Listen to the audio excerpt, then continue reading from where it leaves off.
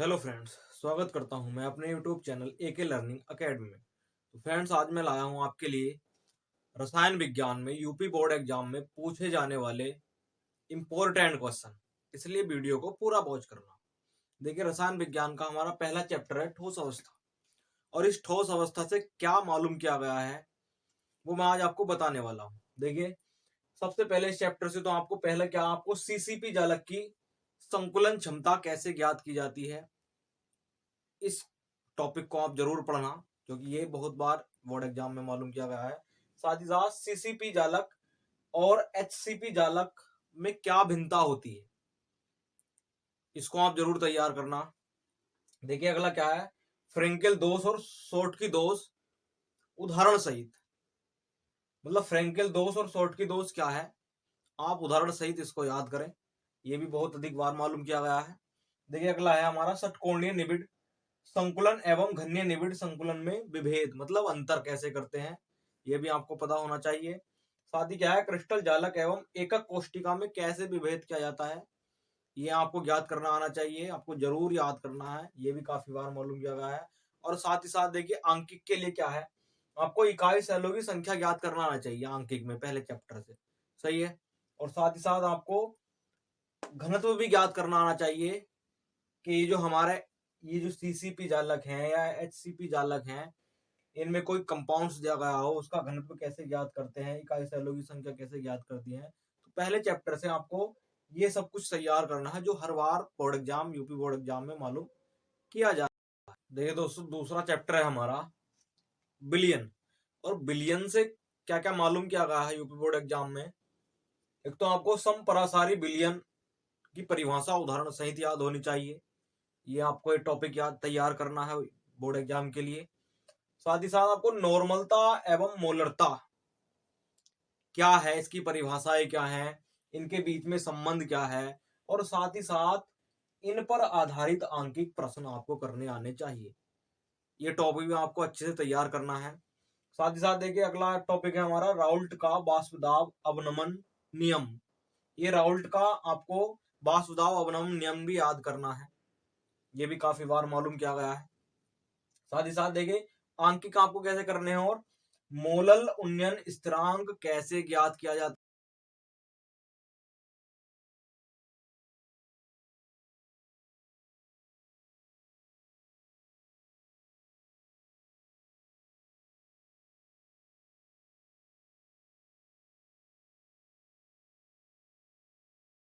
देखिए दोस्तों, तीसरा चैप्टर है हमारा विद्युत रसायन।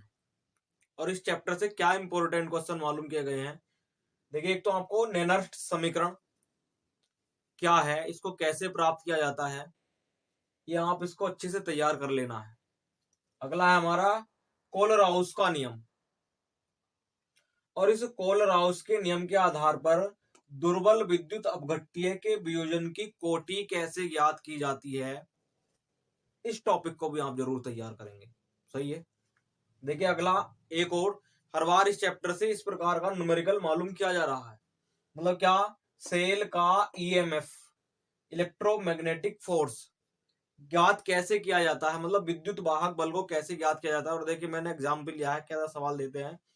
देखिए, इस प्रकार का आपको सवाल मिल जाएगा, Zn/Zn प्लस के दो बेस, और ये एक मोल, और ये समांतर Cu प्लस के दो बेस ऑब्लिक Cu, और इनके मान मिल जाएंगे आपको क्वेश्चन में, और आपसे कह देगा कि इसका ईएमएफ ज्ञात कीजिए। तो आपको इस प्रकार के क्वेश्चन भी जरूर तैयार करने हैं। तो इस चैप्टर से बस इतना ही तैयार करना है। तो आपको नेनर्स्ट समीकरण, साथ ही साथ कोलराउस नियम और दुर्बल विद्युत अपघट्य के वियोजन की कोटि कैसे ज्ञात की जाती है, और इस प्रकार का न्यूमेरिकल जिसमें ईएमएफ को ज्ञात हमें करना होता है। तो बस इस चैप्टर से आप इतना तैयार कर लीजिए। देखिए दोस्तों, चौथा चैप्टर है हमारा रासायनिक बलगतिकी। और इस चैप्टर से आपको क्या तैयार करना है। देखिए, एक तो आपको तैयार करना है अभिक्रिया की कोटि तथा वेग उदाहरण सहित। सही है। मतलब एक तो आपको अभिक्रिया की कोटि क्या है, इसको कैसे डिफाइन करते हैं, मतलब परिभाषित करते हैं, ये आपको तैयार करना है। साथ ही साथ अभिक्रिया का वेग क्या है, इसको कैसे परिभाषित किया जाता है, ये भी आपको तैयार करना है। और देखिए, उदाहरण सहित तैयार करना है आपको। और साथ ही साथ इनमें दोनों में, मतलब कोटि और वेग में, अभिक्रिया की कोटि और वेग में क्या अंतर होता है, इस क्वेश्चन को भी आप अच्छे से तैयार करेंगे, क्योंकि ये क्वेश्चन भी बहुत बार मालूम किया गया है। देखिए अगला क्या है, आपको प्रथम कोटि की अभिक्रिया का वेग स्थिरांक कैसे ज्ञात किया जाता है, ये आपको तैयार करना है कि प्रथम कोटि का वेग स्थिरांक कैसे निकालेंगे। और साथ ही साथ इस प्रथम कोटि के वेग स्थिरांक पर आधारित आपको आंकिक प्रश्न ज्ञात करने आने चाहिए। मतलब उसका वेग स्थिरांक प्रथम कोटि का कैसे ज्ञात किया जाता है आंकिक के तौर पर, मतलब न्यूमेरिकल देख मिलेगा आपको, तो ये आपको अच्छे से तैयार करना आना चाहिए। सही है। और देखिए अगला क्या है, अर्धायु काल। सही है। और इस अर्धायु काल और वेग स्थिरांक में एक संबंध होता है, उस पर आधारित आपको अंकित करने आने चाहिए। तो इस चैप्टर से बस आप इतना तैयार कर लीजिए, यही क्वेश्चन हर बार बोर्ड एग्जाम में मालूम किए जा रहे हैं। सही है। तो इस चैप्टर को आप अच्छे से तैयार करना, और बस इतना ही तैयार करना। देखिए दोस्तों, पांचवा चैप्टर है हमारा पृष्ठ रसायन। और पृष्ठ रसायन से देखिए क्या इंपॉर्टेंट टॉपिक, क्या क्वेश्चन मालूम किए गए हैं। देखिए आप तो एक तो आपको हार्डी सुलजे नियम उदाहरण सहित याद होना चाहिए, इसको आप अच्छे से तैयार कर लेना।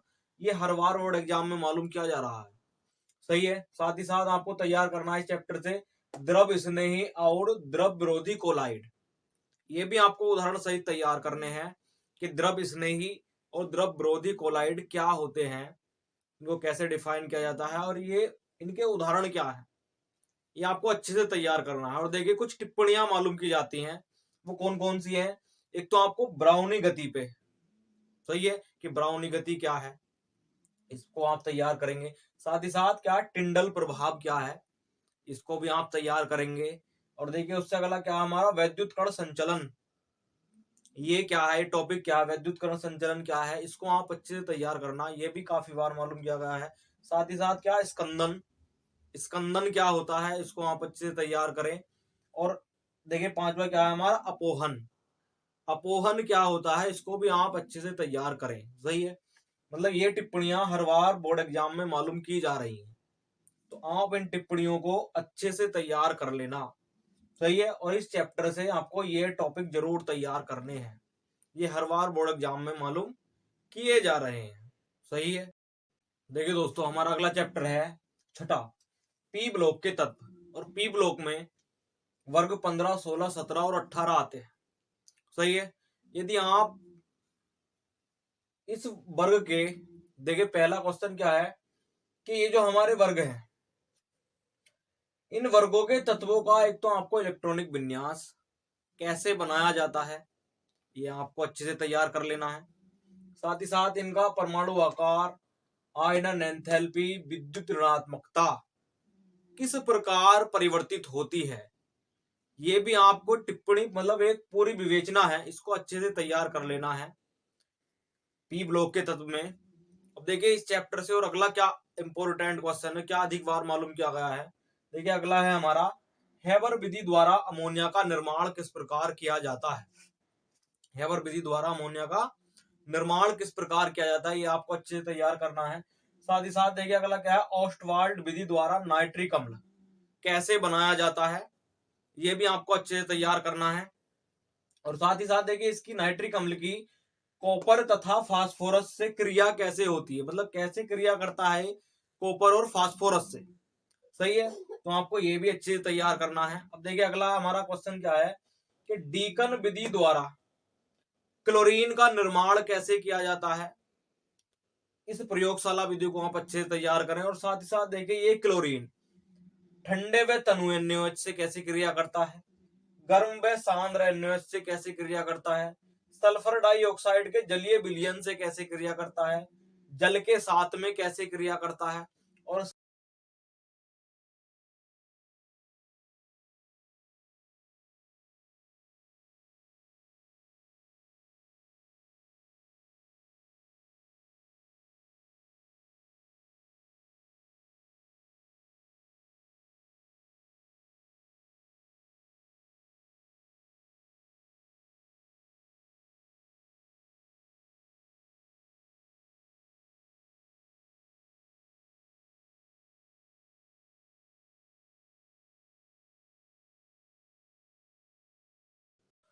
देखिए दोस्तों अगला हमारा सातवां चैप्टर है डी एवं पी ब्लॉक के तत्व।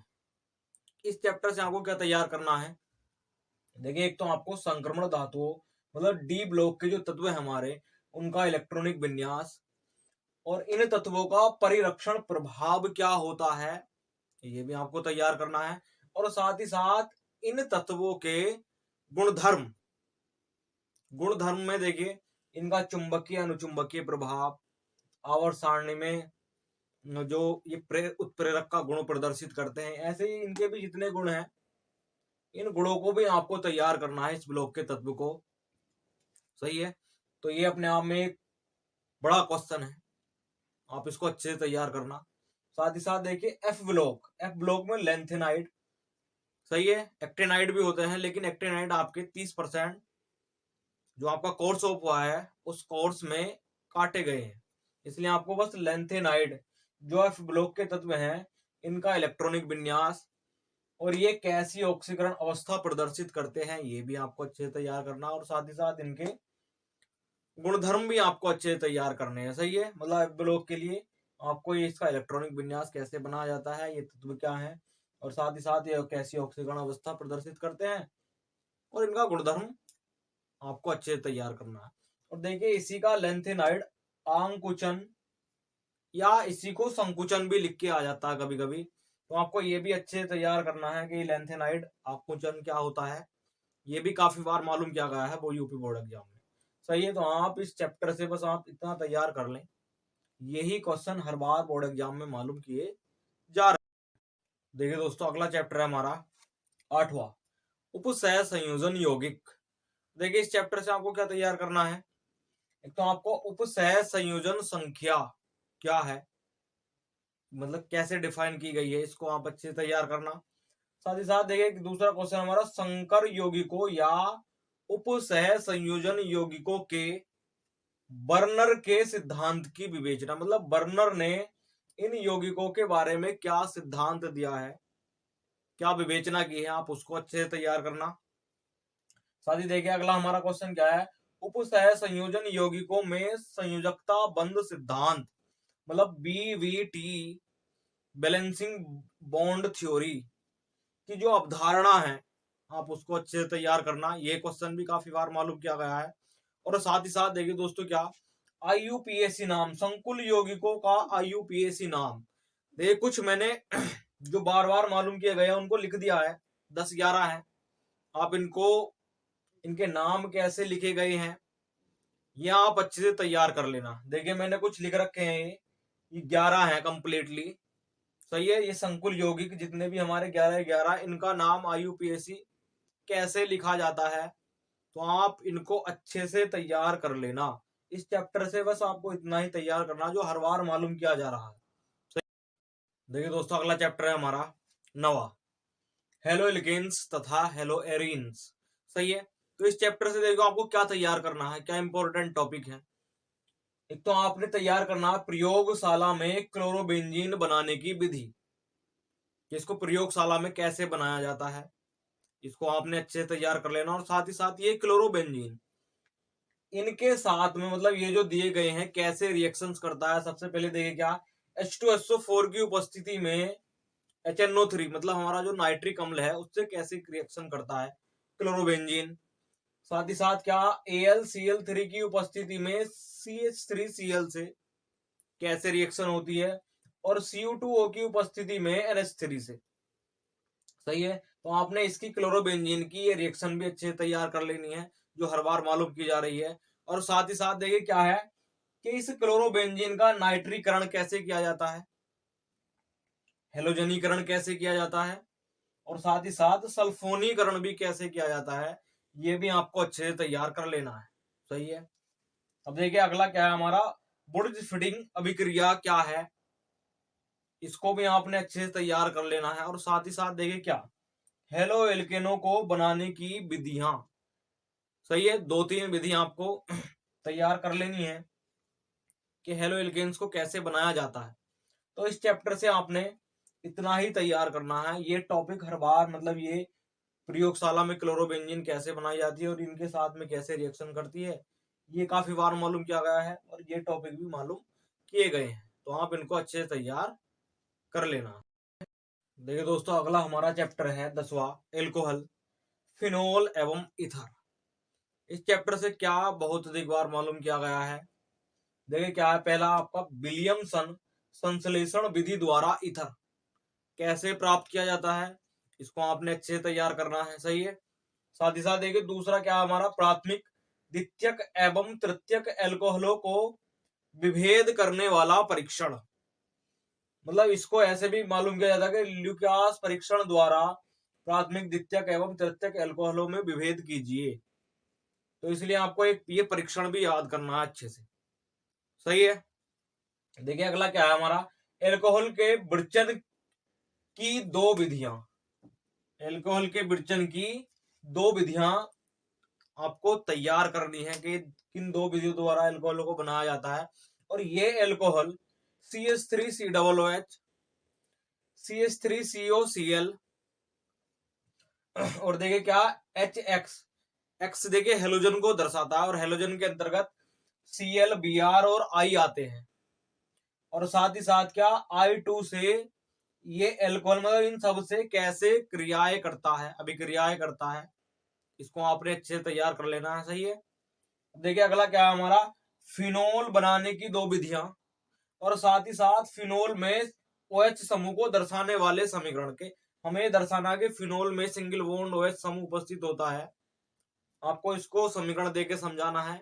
और साथ ही साथ देखिए ये फिनोल सांद्र HNO3, ब्रोमीन जल, जिंक, KOH की उपस्थिति में क्लोरोफार्म से, NOH से और सांद्र H2SO4 से कैसे क्रियाएं करता है। मतलब ये फिनोल इन सभी से कैसे क्रियाएं करता है, इसको भी आपने अच्छे से तैयार कर लेना है। और देखिए अगला क्या है हमारा, शुद्ध डाई एथिल ईथर बनाने की प्रयोगशाला विधि। कि प्रयोगशाला में डाई एथिल ईथर को कैसे बनाया जाता है, ये आपने तैयार करना है। और देखिए ये डाई एथिल ईथर CH3COCl से, PCl5 से और ठंडे और गर्म HI से कैसे रिएक्शंस करता है, क्या प्रदर्शित करता है, मतलब अभिक्रिया करके क्या कंपाउंड्स बनाता है, इसको भी आपने अच्छे से तैयार कर लेना है। तो इस चैप्टर से आपने ये सब तैयार करना है। ये हर बार यूपी बोर्ड एग्जाम में मालूम किया जा रहा है। देखिए दोस्तों अगला चैप्टर है हमारा एल्डिहाइड, कीटोन एवं कार्बोक्सिलिक अम्ल। इस चैप्टर से क्या मालूम किया गया है। देखिए एक तो आपने तैयार करना है एल्डिहाइड तथा कीटोन बनाने की दो विधियां। मतलब कोई दो विधि जिनसे एल्डिहाइड और कीटोन बनाया जाता है, इसको आपने अच्छे से तैयार कर लेना है। और साथ ही साथ देखिए कुछ इंपॉर्टेंट अभिक्रियाएं हैं जो नाम के साथ में आती हैं, इसलिए आपने इन अभिक्रियाओं को भी अच्छे से तैयार करना है। देखिए कौन सी है, एक तो आपकी कैनिजारो अभिक्रिया। सही है, इसको अच्छे से पढ़ना है, तैयार करना है। साथ ही दूसरी क्या है, हेलोफार्म अभिक्रिया, एल्डोल सघनन, रोजेन मुंड अपचयन अभिक्रिया और साथ ही साथ इटार्ड अभिक्रिया। तो ये हमारी 5 रिएक्शंस हैं जो नाम के साथ में आती हैं। इन अभिक्रियाओं को आपने अच्छे से तैयार करना है। ये टॉपिक हर बार यूपी बोर्ड एग्जाम में मालूम किए जा रहे हैं। देखिए दोस्तों अगला चैप्टर है हमारा 12वां, नाइट्रोजन युक्त कार्बनिक यौगिक। और इस चैप्टर से बहुत नामात्र देखिए क्या मालूम किया गया है, बार बार क्या मालूम किया जा रहा है। एक तो आपने कार्बिल एमीन अभिक्रिया को इस चैप्टर से पढ़ लेना है अच्छे से। मतलब ये 3 रिएक्शन है हमारी, अभिक्रियाएं हैं, इनको अच्छे से तैयार कर लेना है। एक हमारी दूसरी क्या है, स्मिट अभिक्रिया और साथ ही साथ तीसरी क्या है, गैब्रियल थैलिमाइड संश्लेषण अभिक्रिया। तो इस चैप्टर से आपने बस ये 3 ही रिएक्शन पढ़ लेनी है अच्छे से। ये हर बार यूपी बोर्ड एग्जाम में मालूम की जा रही है। देखिए दोस्तों अगला चैप्टर है हमारा जैव अणु। और इससे क्या मालूम किया गया है। देखिए इससे मालूम किया गया है प्रोटीन्स का हमारे भोजन में क्या महत्व है। तो ये प्रोटीन्स के बारे में बताना कि प्रोटीन हमारे भोजन में क्या महत्व रखता है। सही है। और देखिए अगला क्या है, ग्लूकोज बनाने की दो विधियां। कि ग्लूकोज को कैसे बनाया जाता है उसकी दो विधियों को याद करना आपने। साथ ही साथ ये हाइड्रोक्सिल एमीन, नाइट्रिक अम्ल और ब्रोमीन जल, एसिटिक एनहाइड्राइड से कैसे क्रियाएं करता है ग्लूकोज, उनकी रिएक्शनों को अच्छे से तैयार करना है। सही है। अगला देखिए क्या है हमारा, एमिनो अम्ल तथा प्रोटीन्स की परिभाषा। यह आपने अच्छे से पढ़ लेनी है। और साथ ही साथ देखिए इनके क्या प्रमुख स्रोत क्या हैं, और ये शरीर में इनके प्रमुख कार्य क्या हैं, एमिनो अम्ल और प्रोटीन्स की, इनको भी आपने अच्छे से तैयार करना है। देखिए अगला क्या है हमारा, न्यूक्लिक अम्ल की परिभाषा जो है आपको उदाहरण सहित तैयार करनी है कि न्यूक्लिक अम्ल क्या है, आपने उदाहरण सहित इसको डिफाइन करना है। सही है, तो इस चैप्टर से देखिए हमारा लास्ट चैप्टर था 13वां जैवणु, इस चैप्टर से आपने इतना तैयार करना है। देखिए दोस्तों, ये रसायन विज्ञान में जो प्रत्येक चैप्टर से क्वेश्चन आए हैं, टॉपिक आए हैं, अति महत्वपूर्ण क्वेश्चन है ये, इनको आप अच्छे से तैयार करना। और साथ ही साथ देखिए इनसे इसमें ये भाग और मालूम किया जाता है कि क्या होता है जब और कैसे प्राप्त करोगे। तो जितने भी रिएक्शंस हैं हमारी, ये आपने इनको ही अच्छे से तैयार कर लेना है, क्योंकि यही प्रत्येक रिएक्शन क्या होता है जब और कैसे प्राप्त करेगा कार्य करती है। सही है, तो इन्हीं रिएक्शनों को आप अच्छे से तैयार कर लेना है। यदि आपको वीडियो पसंद आई हो तो वीडियो को लाइक और चैनल को सब्सक्राइब जरूर करना। मैं जो बचे हुए आपके सब्जेक्ट हैं उनकी इंपॉर्टेंट टॉपिकों की जो हमारे अति महत्वपूर्ण क्वेश्चन है मैं आप तक जरूर पहुंचाऊंगा, इसलिए वीडियो को लाइक और चैनल को सब्सक्राइब जरूर करना। थैंक